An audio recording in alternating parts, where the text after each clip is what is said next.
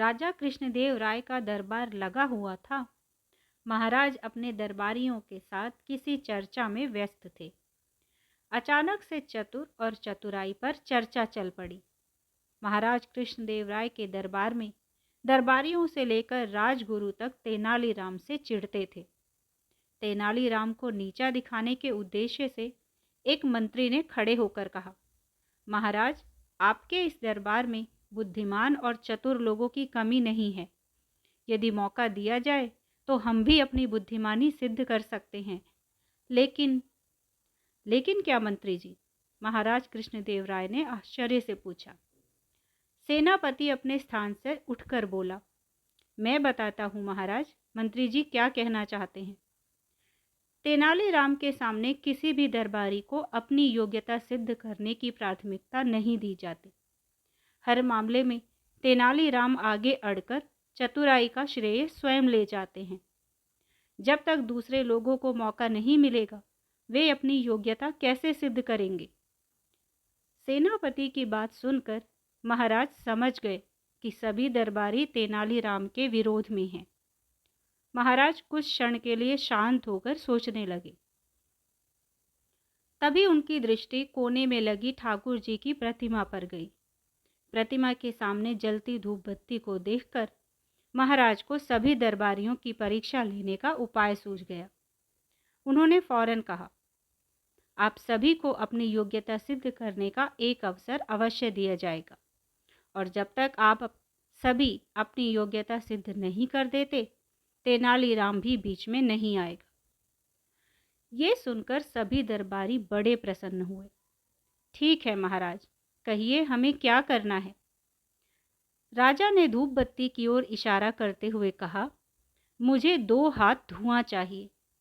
जो भी दरबारी ऐसा कर पाया, उसे तेनालीराम से भी अधिक बुद्धिमान और चतुर समझा जाएगा। राजा कृष्णदेव राय की बात सुनकर सभी दरबारी आपस में फुसफुसाने लगे कि ये कैसा मूर्खतापूर्ण कार्य है। भला धुआं भी कभी नापा जा सकता है क्या? एक एक कर सभी दरबारी अपनी अपनी युक्ति लगाकर धुआं नापने में लग गए। कोई दोनों हाथों में धुआं नापने की कोशिश करता, किंतु धुआं हाथों से निकलकर लहराता हुआ ऊपर की तरफ निकल जाता। सभी ने भरपूर कोशिश की, लेकिन कोई भी 2 हाथ धुआं महाराज को ना दे सका। जब सभी दरबारी थक कर बैठ गए तो एक दरबारी बोला, महाराज, धुआं नापना हमारी दृष्टि में असंभव कार्य है। हाँ, यदि तेनालीराम ऐसा कर पाए तो हम उसे अपने से भी चतुर मान लेंगे, लेकिन अगर वे ऐसा नहीं कर पाए तो आप उसे हमारे समान ही समझेंगे।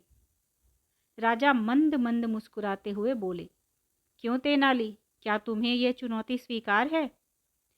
तेनालीराम ने अपने स्थान से उठकर सिर झुकाते हुए कहा, अन्नदाता, मैंने सदैव आपके आदेश का पालन किया है, इस बार भी अवश्य करूंगा। तेनालीराम ने एक सेवक को बुलाकर उसके कान में कुछ शब्द कहे। सेवक तुरंत दरबार से चला गया। अब तो दरबार में सन्नाटा छा गया।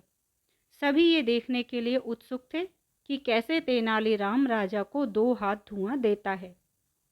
तभी सेवक शीशे की बनी 2 हाथ लंबी नली लेकर दरबार में हाजिर हुआ।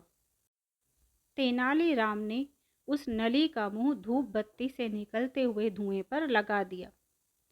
थोड़ी ही देर में शीशे की नली धुएं से भर गई और तेनाली ने नली के मुंह पर कपड़ा लगा दिया और उसे महाराज की ओर करते हुए कहा, महाराज, ये लीजिए 2 हाथ धुआं।